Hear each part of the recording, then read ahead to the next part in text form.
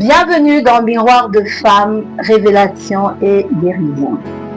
Je suis Béké Stéphanie, docteur en médecine, thérapeute de l'âme, de couple et de développement personnel. Moi, c'est Ngoboum Christine, révérende missionnaire, qualiticienne de formation. Ici, ce n'est pas juste une émission, mais c'est un rendez-vous entre toi, ton histoire et Dieu. Père, nous te recommandons ce moment.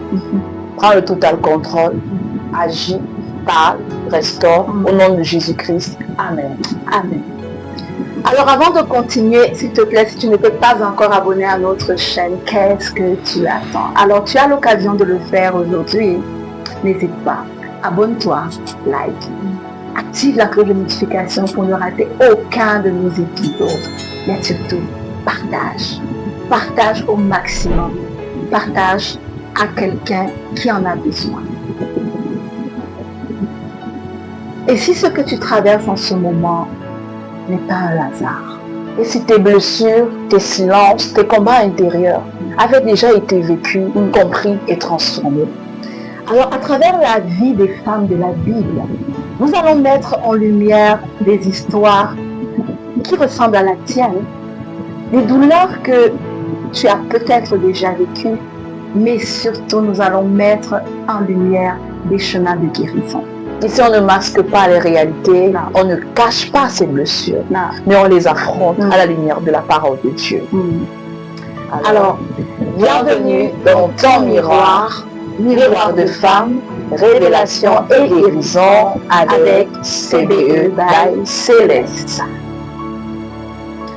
Alors, aujourd'hui, nous allons parler à une catégorie de femmes. Nous allons parler à ces femmes-là qui portent dans leur cœur des choses que personne ne leur a appris à porter. Ça peut être une vision, une conviction, un appel, un rêve qui semble plus grand qu'elle. Et c'est là, parfois, qu'elle commence à avoir peur. Yes. Il y a des femmes qui regardent leur vie aujourd'hui et qui ont l'impression d'être au point zéro. Les ressources sont limitées, les portes ne s'ouvrent pas, les réponses tardent à venir. Et pourtant, au fond d'elles, elles savent que Dieu leur a montré quelque chose de grand. Et ce qui est parfois difficile, c'est que on a l'impression que les autres voient ce que nous, on ne voit pas. Ils vont te dire, oui, tu vas aller loin, Dieu va t'utiliser, ce projet que tu portes va impacter des générations, ça va impacter des gens. Mais toi, tu ne vois rien.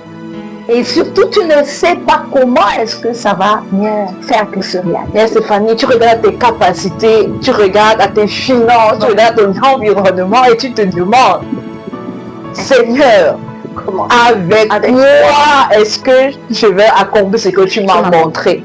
Et c'est là que la peur s'installe. La peur de l'échec, la peur de ne pas être à la hauteur, la peur de se tromper, la peur d'avancer sans garantie, sans voir le devant. Alors, si tu fais partie de ces personnes-là, cette émission te concerne ce soir. Alors, nous allons découvrir ensemble aujourd'hui l'histoire d'une femme qui a accepté d'avancer sans comprendre, sans te comprendre. Une femme qui, elle n'avait pas toutes les réponses, mais elle savait que malgré le fait que ce que Dieu lui montrait était humainement impossible, elle savait qu'il était capable de le faire. Alors aujourd'hui, nous allons parler de Marie, la mère de Jésus, le Christ. Alors, le thème de ce jour, c'est quand Dieu te demande d'avancer sans tout comprendre. La foi d'une femme au point zéro. Alors, si ce thème vous parle, si ce thème te parle, partage ton avis en commentaire.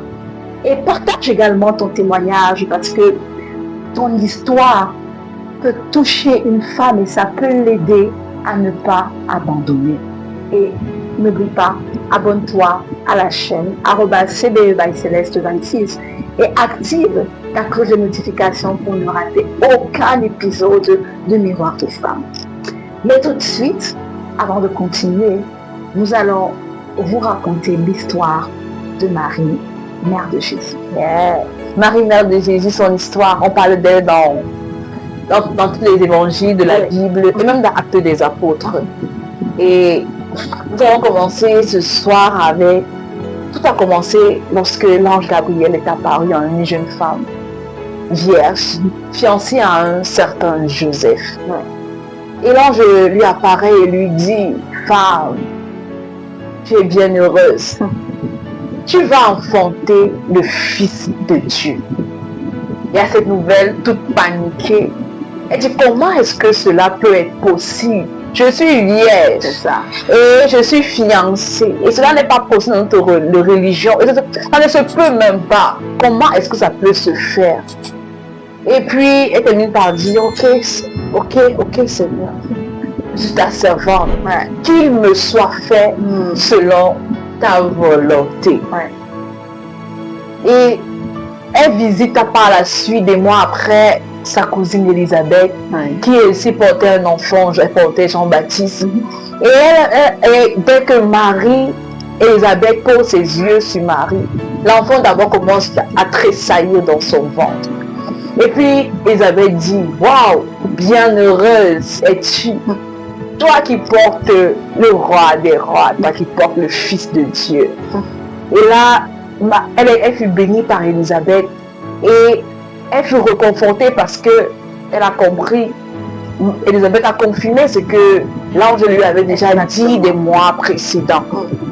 Ensuite vient donc la naissance de Jésus, le Messie, le roi des rois, le Fils de Dieu qui est né à Bethléem dans une étable. Pourtant, un roi, un président né dans une étoile, né dans les étoiles normalement, dans les étoiles, les hôtels 5 étoiles, 6 étoiles, 7 étoiles, 10 étoiles, je crème à pas 8. Mais lui, il est né dans une étable. Cela montre que tu portes une vision. Mais ça commence quelque part. Dans la douleur. Ensuite, comme tout enfant de Dieu, bien éduqué, qui connaît ce que les principes de Dieu, Jésus est amené au temple pour être présenté devant les prêtres. Et ce jour-là, il rencontre Siméon, celui avec qui Dieu avait dit qu'il n'allait pas mourir avant qu'il ne rencontre le Messie. Alors lorsque Siméon a vu Jésus, il a reconnu le Fils du Dieu vivant. Et il a dit à Marie cette prophétie, une grande douleur transpercera ton âme. Et cela signifiait la manière dont elle allait souffrir en voyant son fils souffrir et mourir à la croix de Golgotha. C'était une prophétie. Par la suite, Jésus grandit. Jésus a ses 12 ans et parce que ils sont en train de rentrer, ils étaient au temple. Jésus, lui, il est resté au temple pour causer avec les principaux sacrificateurs. Et ses parents, Marie, souvent affolée, une maman qui perd son enfant de 12 ans, qui finit par le chercher des jours et le trouver au temple. Jésus ensuite grandit et il est invité au nouveau Cana par sa mère. Et à ce moment-là, on connaît l'histoire lorsque le vin manqua. Et Jésus fit son premier miracle grâce à sa mère qui dit, allez, écoutez-le, faites ce qu'il vous dira. Et c'est d'ailleurs d'abord elle qui est d'abord partie en premier lieu vers lui pour lui dire que le vin manque. Et puis il lui a dit que, femme, qu'est-ce que tu me veux? Ce n'est pas encore mon heure. Et elle a donc dit, comme tu dis, elle a dit aux disciples de suivre tout ce que Jésus devait leur demander de faire. Dans Jean 19, 25 à 27, lorsqu'on commence à parler de sa douleur, le moment où, au pied de la croix, elle voit son fils crucifié. Elle a d'abord vu comment on a donné les mensonges sur son nom, comment on l'a accusé pour rien, comment on l'a battu, pour finir par le voir être crucifié innocent qu'il était.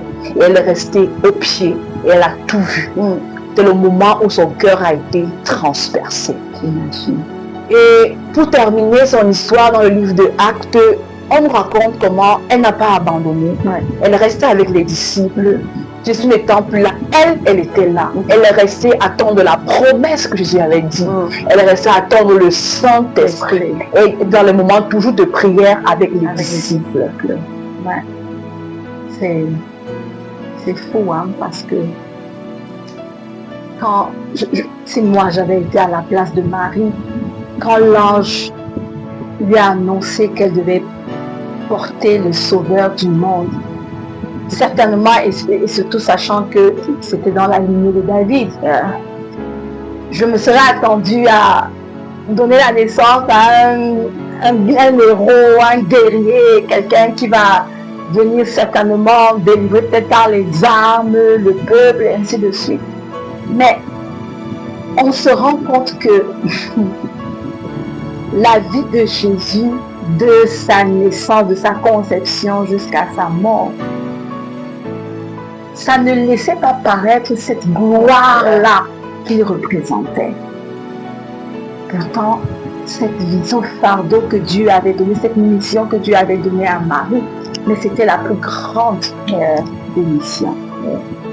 Comme tu l'as dit, il est d'abord né dans des conditions où je crois que peut-être même à un moment, Marie aurait pu douter dans son cœur. Mais comme tu l'as dit, c'est la présence des mages. Quand les mages viennent et se prosternent devant qu'elle est convaincue que j'ai vraiment donné naissance au Fils de Dieu. Mais on ne voit à aucun moment Marie se rébeller. On ne la voit à aucun moment refuser de porter cette mission-là. Même d'ailleurs quand Siméon, tu l'as dit, lui a annoncé qu'elle va connaître une grande douleur, elle aurait pu se rébeller, mais elle ne le fait pas. La grandeur de la mission que Dieu lui avait annoncée, que l'ange lui avait annoncée, et sa réalité était complètement différente. Était complètement à l'opposé. C'est comme tu le dis, Marie est un exemple parfait, quelqu'un qui répond à la vision de Dieu, sans se complaindre, sans se plaindre. Moi, Marie est un très grand exemple. Un exemple à suivre, à imiter, à chercher à faire comme. Parce que ce n'est vraiment pas évident pour quelqu'un qui a une vision. C'est pas évident de recevoir du Seigneur quelque chose qui met dans ton cœur, de grand, appelé à faire, et de dire oui à tout moment, en fait sans jamais se plaindre. Parce que moi il m'arrive de me plaindre. Il m'arrive surtout même d'avoir peur. Parce que plus la vision est grande, comme on l'a vu avec Marie, elle voit son fils naître dans les conditions qu'il est né, et puis elle voit son fils disparaître à 12 ans. En fait, moi, ça me fait peur, et ça m'aurait fait peur, et ça me fait même peur, parce que étape après étape, quand Dieu me fait avancer dans la vision qu'il a mis dans mon cœur, il y a des choses justement grandes, des obstacles grands qui se présentent. Et je suis toujours là, Dieu, tu es sûr que tu m'as vraiment appelé? Parce que pourquoi est-ce qu'il y a la difficulté si qui vient? Pourquoi est-ce que le challenge, la foi si est si grand? Tu penses que je peux, quand je regarde Seigneur, comme tu t'es trompé de personne, c'est sûr même que tu t'es trompé de personne. En fait, lui et moi, là, on a encore collabore en discussion, pas très pratique. Je lui dis vraiment, Seigneur, là, tu es en train de me déranger. Ouais, et c'est certainement le cas de beaucoup de femmes. Quand elles se retrouvent avec une vision immense, mais que la réalité, elle est limitée. Ça peut être limité à cause peut-être des compétences, ça peut être limité peut-être à cause des moyens financiers. Ça peut même être limité à cause de la faisabilité de ce que Dieu demande, le contexte dans lequel Dieu leur demande d'implémenter cette vision. Oui, l'histoire de Marie ressemble à l'histoire de beaucoup de femmes. Parce que Dieu confie une mission extraordinaire, comme celle qu'il a confiée à Marie, une mission qui n'a jamais été confiée à une femme. Une femme devait porter le sauveur du monde. Dieu lui donne une mission, mais sans plan. Je me pose la question, est-ce que quelqu'un peut bâtir une maison sans avoir de plan? Même pas possible. C'est-à-dire que on te donne un terrain et le terrain il est là avec toute la vergéture et tous les arbres et tout. Tu ne sais même pas s'il est accidenté ou pas, rien. Et on te dit de bâtir, tu n'as aucun plan, tu n'as rien. C'est un peu ce à quoi ressemble l'histoire de Marie. Elle a reçu la promesse, mais sans qu'on ne lui donne des explications. On ne lui a pas dit que le fils, si comme je te dis que c'est le fils de Dieu que tu portes, voilà comment il va se comporter. Il va être avancé peut-être par rapport aux enfants de son âge. À un moment donné, c'est lui qui va peut-être enseigner les autres. On ne lui a pas dit que sa gloire va se manifester par sa mort et par sa résurrection. Rien, on ne lui a pas dit. On lui a juste donné une direction. Oui, tu vas porter sans lui donner les détails. Elle a reçu cette parole qui lui demandait de faire confiance à Dieu. Et la manifestation de cette confiance à Dieu, en réalité, c'est la foi. C'est la foi. Et du coup, on a envie on se demande, finalement, la foi là, c'est quoi? C'est quoi? Nous parlons de vision, nous parlons de foi. Et notre thème regroupe tous ces concepts-là. Et je crois qu'il est important qu'on s'arrête d'abord pour définir ces mots-là. La foi, maman. On ne peut pas parler d'enfant de Dieu sans parler de foi. C'est la base de tout. Donc tu ne peux pas être un enfant de Dieu si c'est que tu n'as pas la foi. Parce que la foi, c'est quelque chose de... On va commencer à voir à expliquer avant de revenir sur l'explication plus. Dans Hébreux 12, verset 2, la Bible nous fait comprendre que ici la foi, c'est une personne. Il la renvoie à celle de Jésus. La foi, c'est Jésus. La foi, c'est contempler Jésus au quotidien. Avoir le regard fixé sur lui. Tu sais ce que ça me rappelle? Ça me rappelle Pierre marchant sur l'eau. La Bible dit que tant qu'il avait le regard fixé sur Jésus, il avançait. Mais dès qu'il a détourné son regard, il a commencé à plonger. La foi, dans Hébreux 11, verset 1, qui dit « Oh, la foi, c'est une ferme assurance des choses qu'on espère. C'est une démonstration des choses qu'on ne voit pas. » C'est une ferme assurance. C'est quelque chose en quoi tu es appelé à croire. Dieu t'a dit, tu crois, tout simplement. Tu as la conviction profonde que comme Dieu m'a dit, ça veut dire que c'est ça. Tu es assis sur un socle solide sur lequel tu sais que tu peux t'appuyer, tu ne peux pas chanceler. Et tu ne t'arrêtes pas là au fait de croire. Non, tu dois pouvoir démontrer ta foi. C'est là le problème qu'on a, la plupart de nous chrétiens. C'est que c'est facile de croire au début, de croire, mais d'arriver au niveau de démontrer sa foi, c'est quelque chose qu'on ne voit pas. On sait juste que Dieu a dit, tu vas transformer la vie des femmes, tu vas amener les femmes à la restauration, mais tu ne vois pas comment est-ce que cela peut être possible. Et tu dois te lever pour commencer un pas après l'autre. Tu dois te lever pour essayer de voir comment tu peux écrire à une fille, comment tu peux réunir une fille, comment tu peux investir sur une fille. Pourtant, toi-même, tu n'as rien. La foi. La démonstration des choses qu'on ne voit pas. C'est comme ça qu'Abraham, Dieu lui a dit, tu es le père d'une multitude de nations. Quelqu'un qui est stérile, qui a 100 ans, Dieu te dit que tu es le père d'une multitude de nations. Comment est-ce qu'un enfant peut naître à cet âge-là? Mais il a cru et il s'est levé et il a fait un pas après un pas avec nous. Et maintenant nous sommes les fils d'Abraham. On dit qu'ils sont descendants d'Abraham, nous tous. C'est la capacité de continuer à avancer lorsqu'on ne possède pas toutes les réponses. C'est ça le problème que nous avons. On aime connaître les réponses. Je suis championne pour ça. C'est bon de le reconnaître. On a miroir de femmes, on est caché, on est réalité. La lumière de la femme. Oui. J'aime voir le devant. J'aime savoir que oui, après la gauche c'est ça. Mais Dieu m'a dit depuis 5 mois, 5 à 6 mois, Christine, fais-moi confiance, sois aveugle. Sois aveugle. Et il y a 2 ou 3 semaines, il a commencé à me rendre sur le mot aveugle. Il a commencé à m'enseigner sur ce qu'il attend de moi quand il parle de aveugle. Là, c'est me faire une comparaison entre quelqu'un qui est vraiment aveugle et ce qu'il attend de moi. Donc, c'est quelque chose de... La foi, c'est quelque chose de wow. Vraiment.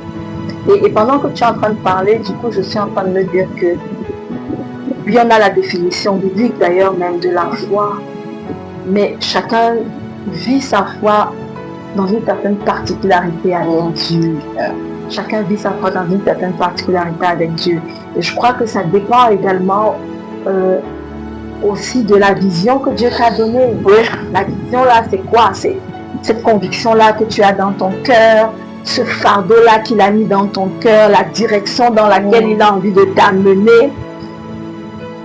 Ça peut être par rapport à ta famille, ça peut être par rapport, je sais pas, une entreprise, par rapport à ton pays même, ta nation, ta carrière. Ça peut être partout.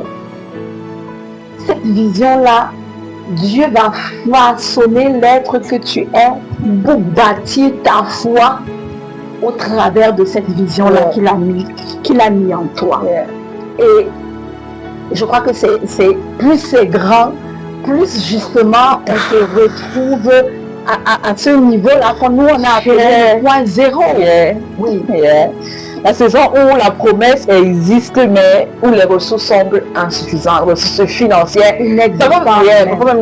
financières, l'entourage. Parfois même, les gens se demandent même que est-ce qu'elle est folle ou elle est normale.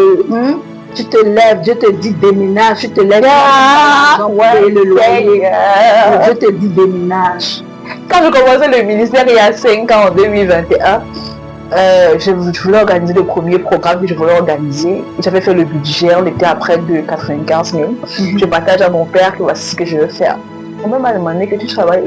Pourquoi je me dis tu travailles nulle part? Donc tu connais quelqu'un qui travaille nulle part. Donc on sait le Seigneur en bling bang. Et pourquoi tu as mis ça comme tu as fait comme elle ou pas? C'est que tu vois que tu peux me donner non. Et j'ai été. La première expérience, là, moi j'avais vraiment peur. Mais il fallait quand même que je fasse ce qu'il ne me laissait pas rester. Il fallait que je fasse cette première expérience avec la rencontre avec les jeunes filles. Il fallait que je le fasse en fait. C'était moi qui contrôlais les choses. Même mes soeurs au début là, elles aussi me regardaient avec les yeux. Tu es sûre? Parce que c'est ce qu'on n'avait jamais vu, c'était pas arrivé autour de nous. Je dis que c'est que Dieu m'a dit, on fait comment? On dit ok, alors essayons de voir. Donc, et Dieu s'est manifesté. L'expérience après. Finalement, quand je demande à mes soeurs que Dieu me dit quelque chose. Elle dit que non, ça va. Si Dieu t'a dit, moi, on te suit. Peu importe le niveau, le budget est. Oui. Donc on comprend que en réalité, ce point où tu as l'impression que c'est le point zéro, en réalité, c'est un point où Dieu t'apprend à dépendre totalement et entièrement de ta grâce. Oui. Quel que soit ce que tu vois, quel que soit ce que tes incertitudes, Dieu veut que tu apprennes à compter uniquement sur Dieu. Donc, durant cette émission, qui sera forte à l'émission parce que ça me touche particulièrement, nous allons parler de pourquoi Dieu choisit des femmes qui semblent n'avoir rien. Le gap entre la vision et la réalité, pourquoi Dieu ne nous montre pas tout, les actes de foi, on a dit sans foi, la foi dans les actions, les aides de destinée, et nous allons terminer en disant comment rester debout, et nous allons utiliser la méthode de Marie. C'est vraiment un modèle, c'est vraiment parce que vraiment, oh Dieu, ta grâce sur ma vie, ça va aller. Alors tout de suite, nous allons donc voir pourquoi Dieu choisit les femmes qui semblent n'avoir rien. On voit le cas de Marie. Elle était vierge, donc médicalement parlant, scientifiquement parlant, ce n'était pas possible pour une femme vierge d'enfanter. Marie était qui? Maman. Elle était pas connue. Et puis elle n'était que fiancée, mais elle n'était même pas mariée. Donc elle n'avait même pas une expérience de quelqu'un qui a déjà porté même une grossesse. On te dit que ok d'accord, comme tu sais même comment ça se passe dans une grossesse, là on te donne une deuxième, mais la deuxième là ça va être le sauveur du monde. Non, mais Dieu l'a choisi. Pourquoi? Pourquoi? Moi, je pense que Dieu regarde au cœur. Dieu regarde au cœur. La Bible dit qu'il sonde les profondeurs même de notre cœur. Et certainement, Dieu a vu quelque chose dans le cœur de Marie. Et c'est pour ça qu'il a choisi elle. C'était un privilège, c'est un privilège que Dieu donne. Quand tu te choisis, ce n'est pas parce que tu es méritante, ce n'est pas, non, mais c'est un privilège qu'il te donne. Parce qu'il veut former, il voit ton cœur et il veut former ta foi. Il veut former ta foi. Et surtout, parce que tellement il est jaloux, il veut que la gloire lui revienne. Oui, parce que si tu as les compétences, si tu as les moyens financiers, si tu as, mais tu vas dire que tu as fait de toi-même. Tu ne vas pas lui remettre la gloire. Quand les gens vont venir te féliciter, waouh, vraiment, oh bravo, tu as pu faire. Tu gonfles, oui, tu vas un peu, mais il veut te montrer que non. Dans tous les détails, si je n'avais pas été là, ça ne se serait pas fait. Oui, nous voyons vraiment ça avec l'histoire de Marie. Et je crois que c'est pour ça que très souvent il y a un gap entre la vision que Dieu donne et la réalité. Oui, parce que comme tu l'expliquais avec Marie, elle n'avait rien.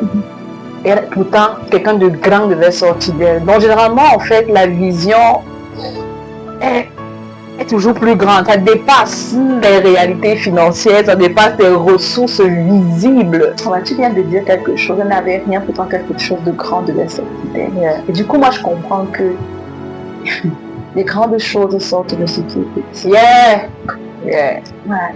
Du coup, moi, je comprends ça comme ça. Qui ont l'air petits, parce que quand tu commences à bien comprendre et commences à grandir là. Oui, mais ce que tu vois, c'est petit. C'est petit. Donc, la vision que Dieu a mis dans ton cœur va toujours dépasser ce que tu vois. Donc, n'aie pas peur. Il y a toujours ce gap. Il faut qu'il y ait ce gap-là. Comme tu disais, pour que la gloire soit toujours rendue au Seigneur. Et les gens vont toujours, il y a des gens qui vont voir ce que toi tu ne vois pas. Il y a toujours ce gap-là, même avec ton environnement.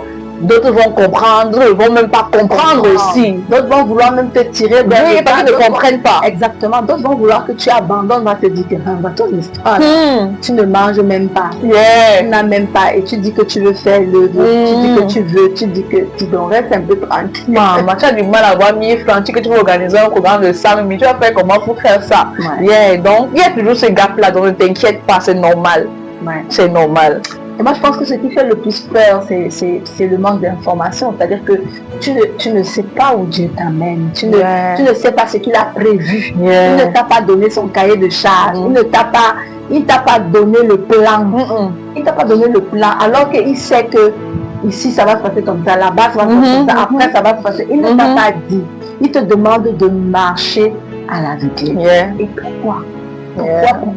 Pourquoi est-ce que Dieu ne nous montre pas tout? Ça aurait été plus facile. C'est le meilleur, t'assures. Ça aurait été plus facile que dès le début qu'ils te disent voilà, alors dans une semaine, voilà ce qui va se passer.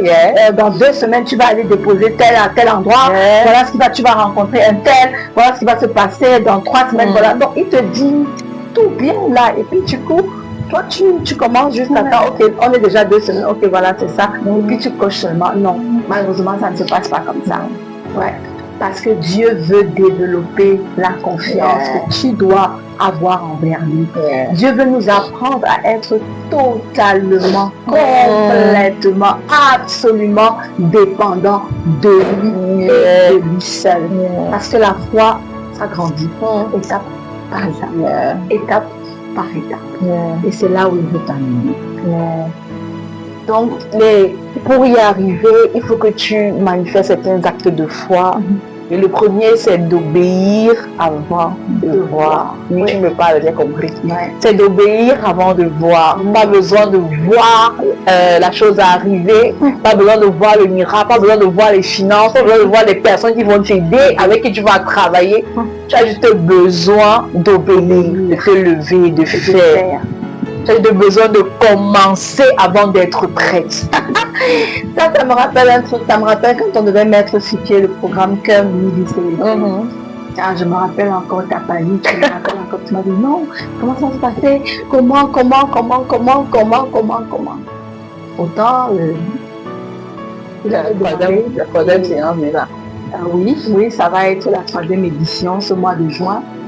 Le père avait juste demandé, il fallait juste qu'on obéisse. Et chaque jour, on est pris, des gens qui ont pris, qui ont commencé aussi à couler avec, à se manifester, à adhérer. Et on voit les gens être heureux et être bien avec quelque chose que on ne pensait pas.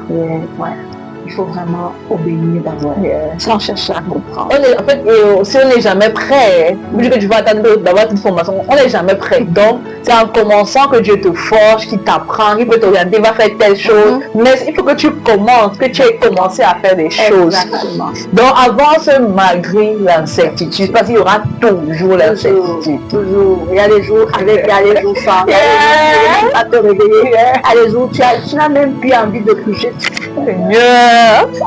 Donne ça à quelqu'un d'autre un peu, non? Oui, mais tu dois avancer.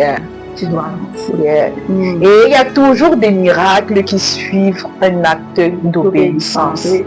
Oui. Abraham a obéi. Il a pris Isaac pour aller le sacrifier. Et le miracle était là. Il y a toujours, Dieu prévoit tout. Il prévoit vraiment tout. Ce n'est qu'à toi d'obéir. Et surtout, tu dois savoir que il va toujours placer sur ton chemin des aides du destin. Il y aura toujours des personnes que Dieu va mettre sur ton chemin pour t'aider. Alors moi, j'ai envie de faire un petit témoignage. Quand le Seigneur nous a demandé de commencer cette émission-ci, Marco Visionnaire, Christine et moi, on s'est dit, bon, ok, on va faire une grande femme, on va mettre le téléphone, on va le mettre, on va l'enregistrer, on va. On avait choisi d'obéir avant de voir. Et ce qui s'est passé, c'est que le premier jour, le jour dont on voulait commencer, Dieu nous a envoyé notre aide de destinée pour nous aider à réaliser cette émission. Et quand il est arrivé, on s'est rendu compte qu'on ne faisait rien. On aurait qu'à commencer. Quand on voit tout ce qui on dit que Seigneur. Donc je te dis, si Dieu t'a demandé de faire quelque chose, obéis d'abord. Parce qu'il a déjà prévu tout ce qu'il faut pour que tu puisses arriver à faire ce qu'il t'a demandé. Dieu envoie les personnes au bon moment. Il n'envoie pas les personnes quand toi tu penses qu'il va les envoyer. Quand tu désires que oui, envoie-moi donc ce que je discute. Peut-être que nous, même si à un moment donné, on avait même pensé qu'on n'aurait pas été capable de faire cette émission, on se serait dit ok, cherchons quelqu'un avec qui on va discuter, savoir comment. Non. On a choisi d'obéir. Et Dieu a envoyé au moment opportun. Et c'est ce qui s'est passé avec Marie. Et aussi, Élisabeth était sur son chemin. Joseph même, Dieu l'a utilisé. Les mages même, Dieu les a utilisés pour conforter Marie et lui faire comprendre encore que effectivement tu as accouché du Fils de Dieu. Donc, la provision vient toujours en chemin. Ça ne vient jamais avant que tu ne commences. Commence d'abord et la provision va te suivre. Ce que moi j'ai remarqué avec moi, c'est que chaque fois que j'ai besoin de quelque chose, si j'ai commencé à réfléchir, j'ai dit non, pourquoi tu me donner celle-ci, pourquoi tu me donner ça, pourquoi tu me donner ça, ça ne vient jamais. C'est le moment où j'ai commencé à faire et que je ne sais pas comment ça va venir, que ça vient. Donc on retient ça, obéir, juste obéir avant de voir. Il t'a dit de faire, fais seulement. Fais seulement. Donc, comment rester debout en suivant la méthode de Marie? Je vais commencer par dire, il faut accepter de ne pas tout comprendre. Dieu ne te dira jamais tout. Et tu n'es même pas appelé à tout comprendre et tout connaître. Que généralement, tu peux même mourir, ta vie n'est pas encore atteinte. Exactement. Mais tu n'es pas appelé à tout comprendre. Exactement. Fais juste le pas que tu dois faire au moment où tu dois faire. Exactement. En gardant la parole dans ton cœur. Oui. Marie a tout gardé. Quand l'ange a parlé, elle a gardé.